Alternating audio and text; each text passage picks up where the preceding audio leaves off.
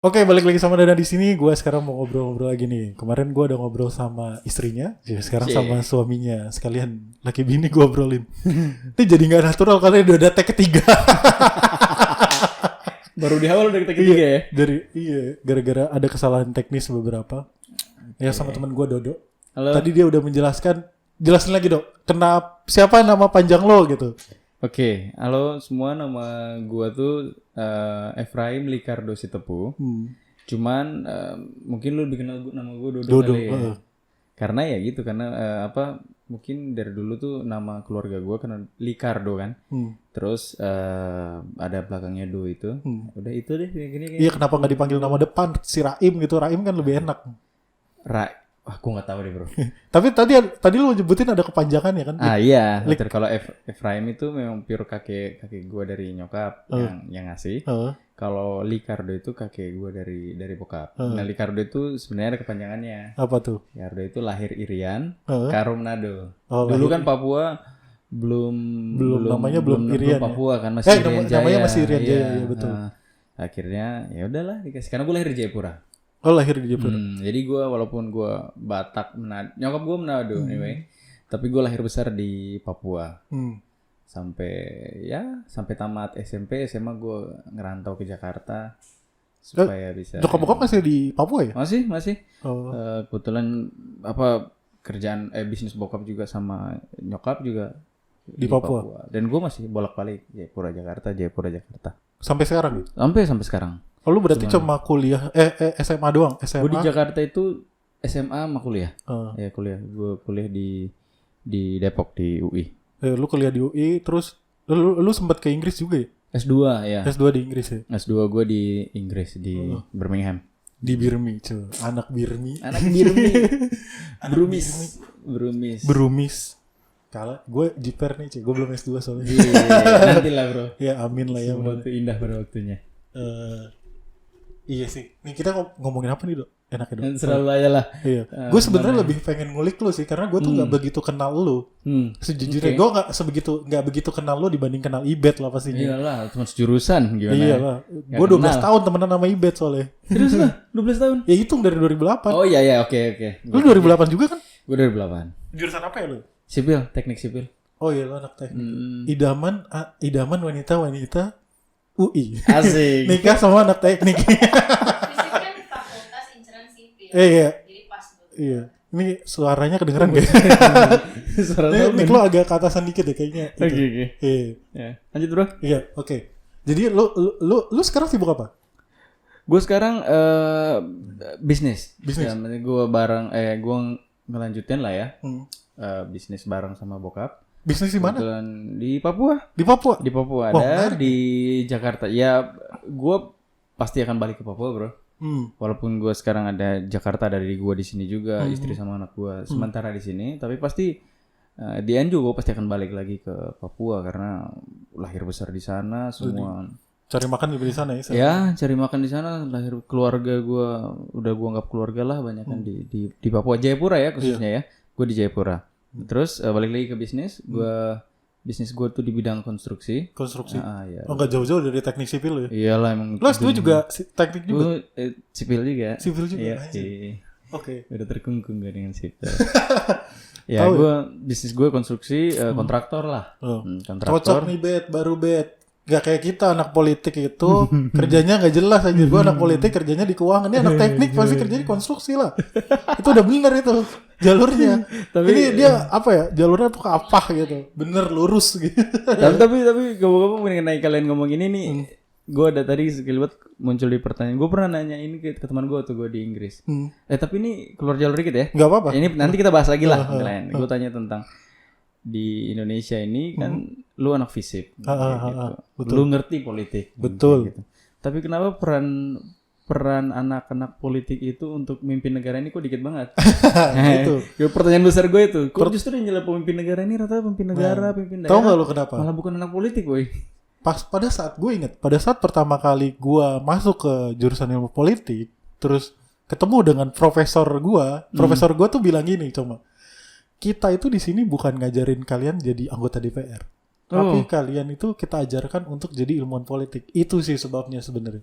Ilmuwan Karena politik. sebenarnya ilmuwan politik kan sebutan kita kan political science ya. Jadi sainsnya yang kita pelajari, political science-nya, ilmunya yang kita pelajari bukan politiknya praktis segala macam. Ya kita pelajari itu tapi dalam konteks keilmuan.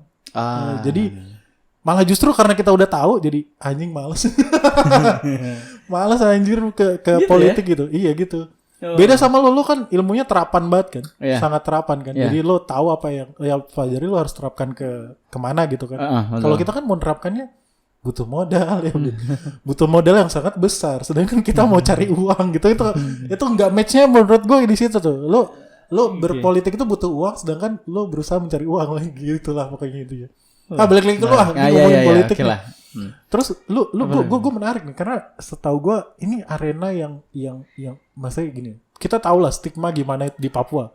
Kita tahu lah gimana pemberitaan gue di podcast gue sebelumnya gue ngomongin temen gue ke Papua dan yang lucu gitu dari temen gue yang mau ke Papua itu dinasehatin sama temennya. Jadi temen gue itu mau ke Papua buat kerja terus dinasehatin sama temennya hati-hati di sana.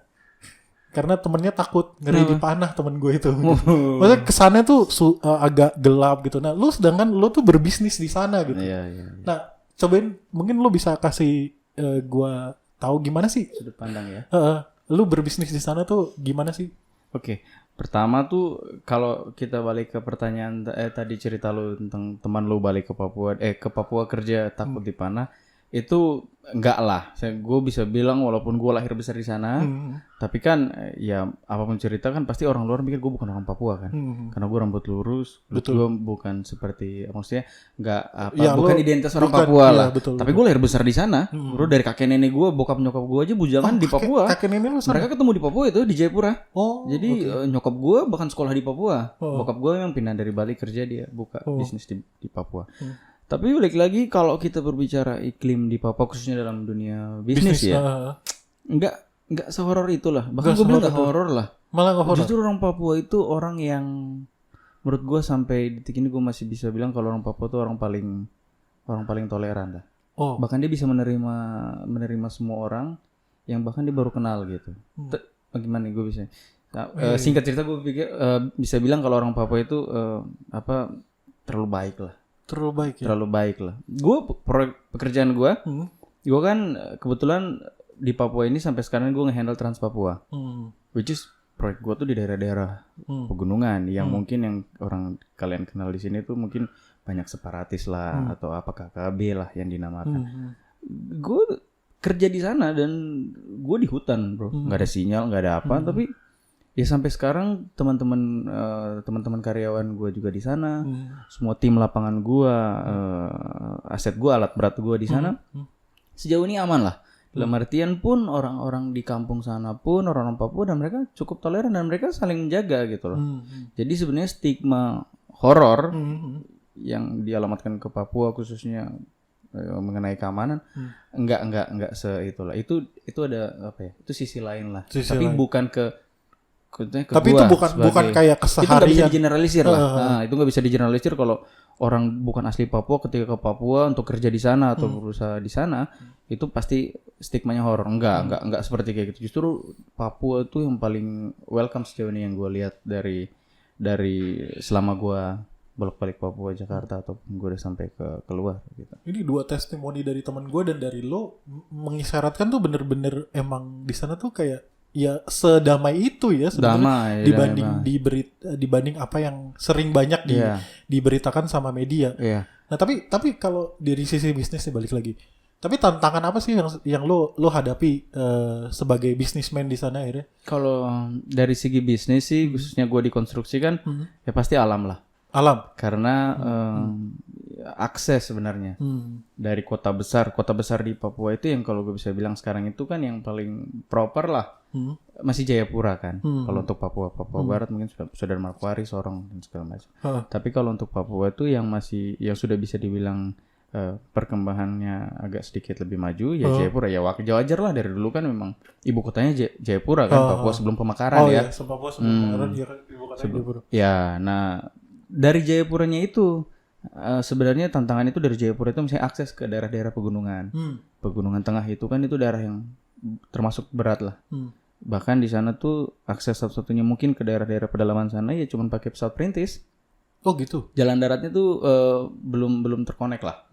Kayak macam contoh Jayapura, terdekatnya Jayapura ke daerah pegunungan kan Wamena tuh. Itu masih sekarang sudah ada jalan daratnya, sudah terbangun Trans Papua di sana. Cuman masih terkadang kalau kondisi alam nggak bagus atau nggak banjir atau apa ya tetap juga kita ke terhambat di perjalanan begitu. Jadi akses lebih tepatnya ya.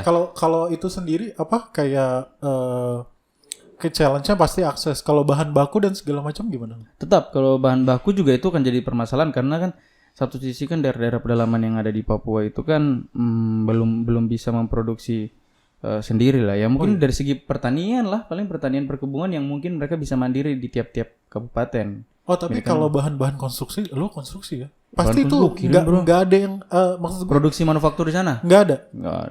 Nggak ada. Kalau gue di konstruksi sih rata-rata gue kirim dari Jawa ya. Nggak ada sama sekali yang dari sana. Gue tanya kayak distributor lah paling. Tapi kalau untuk pabrik industri di Papua gue belum lihat nggak ada yang skala besar.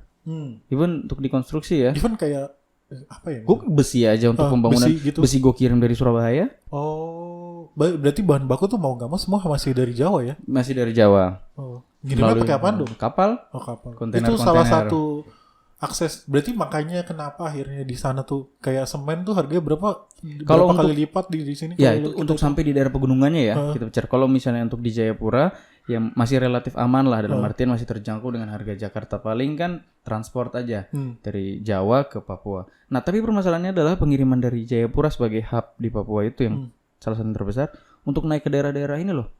Belum ada jalan darat, satunya cara mereka harus pakai pesawat perintis kan minimum charter. Charter pesawat perintis tuh ada batasannya juga kan.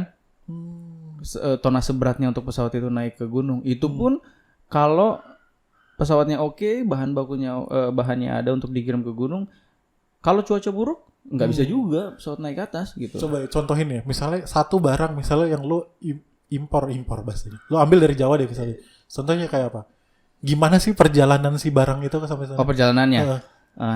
Ini kayak kemarin gue baru beli pembelian di sini ada material proyek besi dari pabrik besi tulangan. Biasa di sipil kalau lu nanggap besi tulangan tuh untuk material konstruksi gue kirim. Tapi gue ada pabrik dari Surabaya, ada pabrik dari Jakarta. Nah kebetulan gue ambil dari Surabaya. Nah untuk pintu masuk ke Indonesia Timur memang kebanyakan dari Surabaya. Even sekalipun kalau dari Jakarta kapal atau kereta pasti lari ke Surabaya dulu nih. Karena kapal-kapal ke Indonesia Timur rata-rata berangkat dari Surabaya. Oh gitu. Hubnya tuh Surabaya ya. Surabaya. Nah dari Surabaya gue pakai agen ekspedisi untuk pengiriman ke Timika. Karena proyek gue kebetulan di daerah Pegunungan Tengah. Paling dekatnya tuh di Pelabuhan Timika, belum Jayapura. Jadi lewat Timika dulu tengah baru Jayapura. Jayapura kan ujung. Iya. Jayapura tuh ujung paling atas timur ya. Iya. Nah terus dari Surabaya berangkat ke Timika. Nah dari Timika itu mungkin kalau bisa langsung ke daerah pedalaman ada perahu itu pun bukan kapal besar sih, kapal LCT gitu loh tuh nggak ya, plat datar itu. Yang jalannya tuh di sungai. Oh ini jadi kedalaman. Jadi tuh lo ke dalamnya itu dari pelabuhan itu besar, lewat sungai. Lewat sungai. Karena daerah pegunungan kan nggak ada laut bro. Yang tengah yang pegunungan Kartens itu, yang gunung abadi salju itu. Itu kan nggak ada laut, jadi mau tidak mau akses ke gunung itu pasti sungai. Kalau air atau enggak, kalau memang nggak daerah kabupaten pegunungan itu nggak ada jalur sungai, ya pesawat charter. Pesawat buat bawa barang itu tuh. Lu istilahnya tuh kayak kita contohin deh. Harga semen di misalnya apa deh yang lu tahu? Harga di Jakarta terus pas nyampe Papuanya tuh berapa kalau kita nggak usah bicara inilah. Gue saksi gue kebetulan kan pas waktu ke lapangan dulu. Gue agak sedikit shock. Kita nggak usah bicara material, kita bicara makan aja. Makan. Nih, lu bisa di sini kita makan kurang lebih nasi sama Indomie itu berapa kurang lebih di sini? Ya paling mahal 10.000. Paling mahal banget itu. Harga Sudirman tuh kantor gue.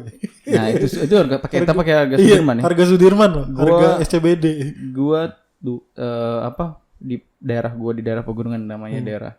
Dulu waktu itu daerah Monamani, daerah Nabire naik Pania itu, daerah pegunungan lah. Itu karena saking susahnya gue makan Indomie aja di sana 45.000. Gue makan nasi goreng. Dapat Big Mac di sini. Gue makan nasi goreng doang di sana cuma nasi kecap sama bakso, bro.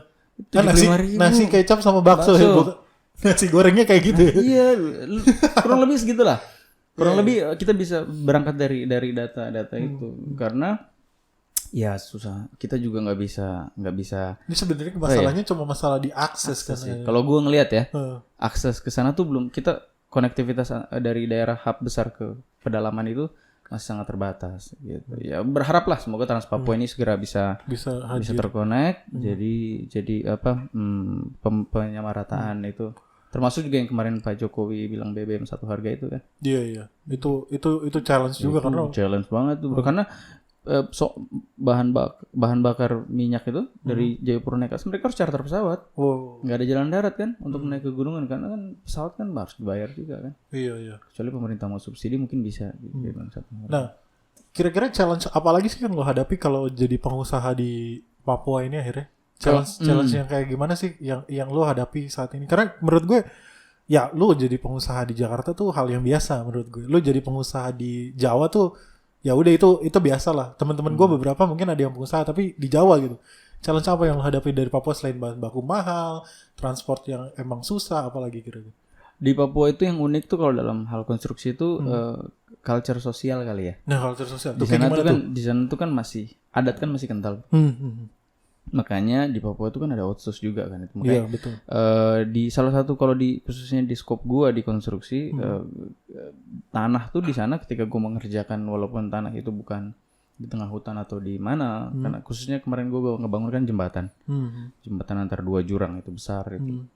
Itu ya secara logika kita pikir itu tanah negara.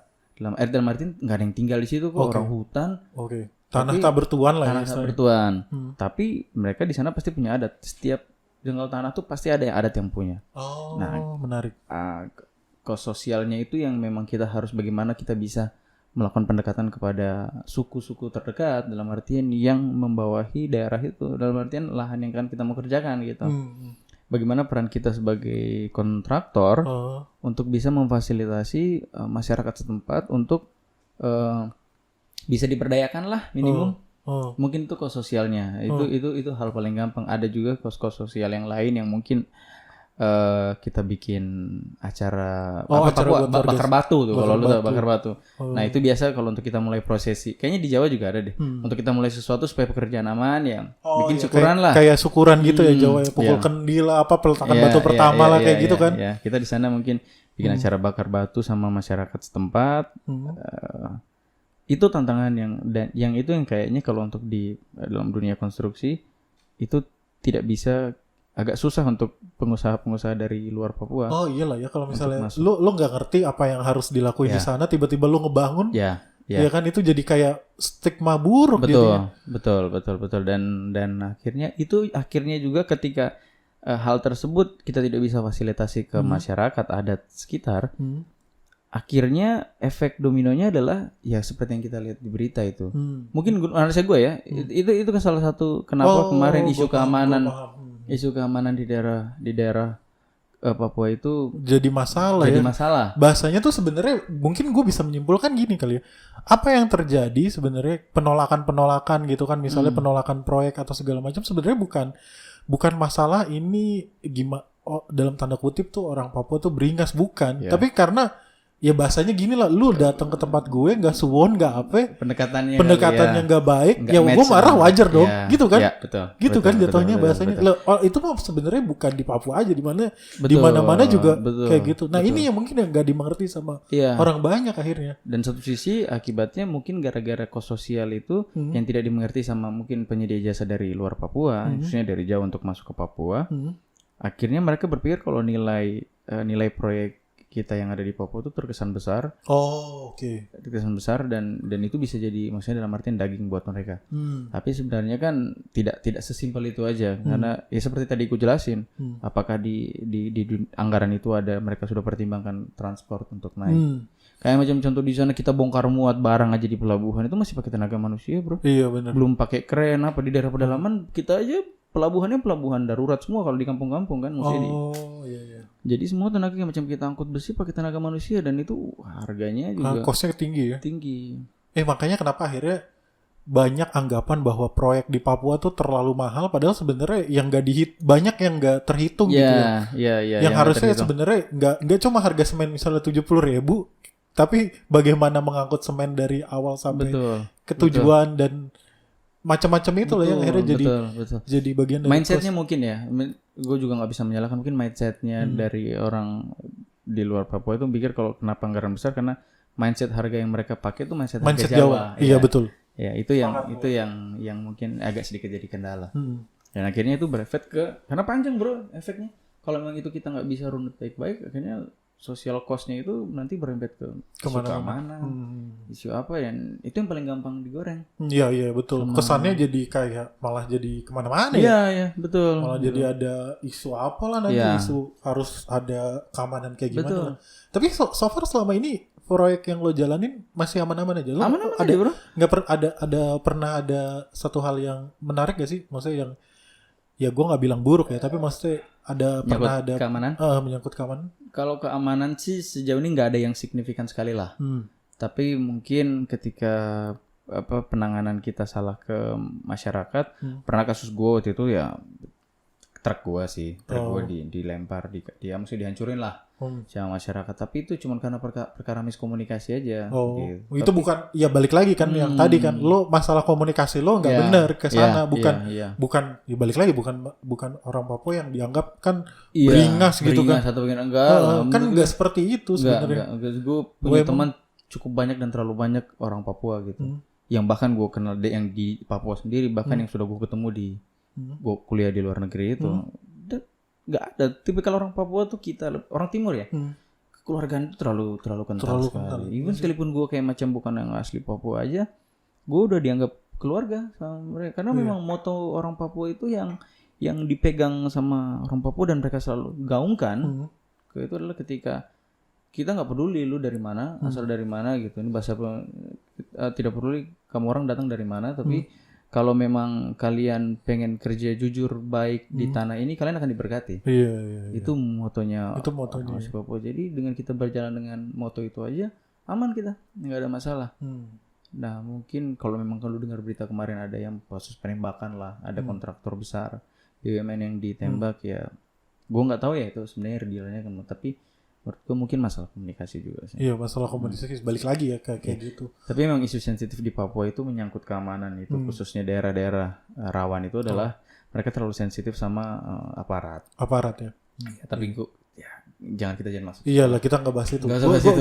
Gue suka perspektif lu sih, bahwa sebenarnya gue dapat bahwa lu tuh berbisnis di manapun ya emang harus suwon gitu, termasuk bukan masalah di Papua itu kayak gimana, tapi emang itu kayak udah jadi etika lo berbisnis, etika lo tuh harus memijak di itu kan. Di mana apa bahasanya apa tuh ayahnya tuh, di mana bumi dipijak di situ lagi dijunjung. Ya kayak gitulah pasti itu satu kewajiban. Nah mungkin terakhir nih kesimpulan lo nyaman gak sih, maksudnya kayak cukup menyenangkan gak sih berbisnis di sana tuh akhirnya? Maksudnya memberikan lo penghasilan yang cukup atau memberikan lo apa gitu lo? Kesimpulan lu? Sejauh ini gue masih kayaknya, dan gue bakal akan terus di Papua ya. Dan sejauh ini dan gue masih tetap berprinsip kalau Papua itu tempat yang ideal. Tempat yang ideal. Maksudnya buat gue ya. Oh ya, buat membangun ya. Membangun gitu. Karena masih banyak hal-hal yang butuh dibangun di sana. Iya, itu kalau dari segi konstruksi bisnis gitu. Tapi kalau dari segi kenyamanan gue tinggal di Papua sendiri, gue alamnya yang begitu indah gitu. Dan makanannya juga enak-enak di sana, makanan laut ya, apalagi gue pecinta seafood ya, ikan bakar segala macam. Ya makanan lautnya, jangan cari ayam di sana kayaknya. Lu kesana lu salah tempat. Nah itu tuh sangat menyenangkan bro. Papua itu tuh bahasanya tuh ketika lu bisa berkreativitas lebih aja dikit, lu mau bekerja dikit aja, jadi barang itu. Jadi apapun lu kerjakan pasti jadilah. Yang penting lu kerja jujur aja di Papua, niatan baik, enggak isu keamanan mah di sana mah enggak lah. Karena gue lahir bukan yang utama ya kayak di berita. Bukan memang. Dan orang Papua itu ya sangat welcome. Sangat welcome sekali. Oke. Bagus sih, kesimpulan yang baik. Jadi ya buat orang-orang yang lain jangan tertakut juga. Iyalah, jangan terlalu memandang hal-hal seperti itu. Iya. Oke sih, kesimpulan yang menarik. Mungkin kita tutup di sini aja dulu. Kalau nanti kita lanjutin lagi kalau ada. Oke. Bye bye, sampai ketemu.